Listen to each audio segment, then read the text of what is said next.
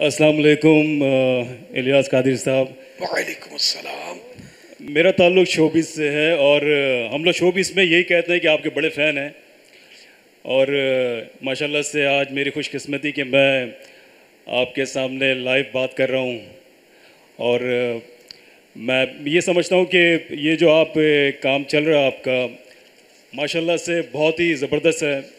और मैं भी अपने घर पे बैठा हुआ जब मैं बोर होता हूँ तो मैं ये गाने बजाने चीज़ों में नहीं जाता हूँ, मैं सबसे पहले आपका मदनी चैनल देखता हूँ। पहला सवाल तो मेरा ये है कि हम शोबिस से हम लोग नमाज के लिए हर वक्त माशाल्लाह से 5 वक्त की पढ़ते हैं नमाज माशाल्लाह। बस ये है कि वज़ू के दौरान वज़ू के अंदर जो है हम एक्टिंग करें और उसी वज़ू से हम नमाज पढ़ सकते हैं।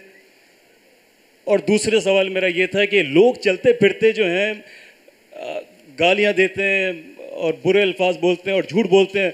अल्हम्दुलिल्लाह मुसलमान तो होते हैं, लेकिन इनको ये ख्याल नहीं होता कि ये कितना बड़ा गुनाह है। आप इसके बारे में कुछ बताएंगे।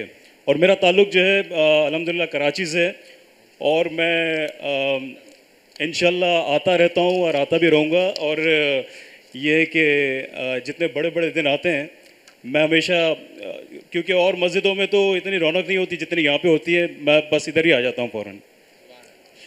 तो ये मेरे 2 सवाल हैं, प्लीज़ आप मुझे बताइए। एक्टिंग से वज़ू टूटता है नहीं टूटता?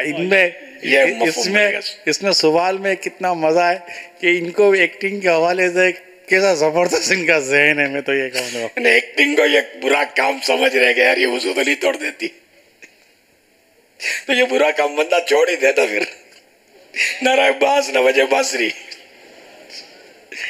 तो बहरहाल ये कि एक्टिंग से वज़ू टूटता नहीं है। और दूसरा वो झूठ और गाली, ये तो वाकई माशरे का अब एक जुज़ है, हिस्सा है बदकिस्मती से।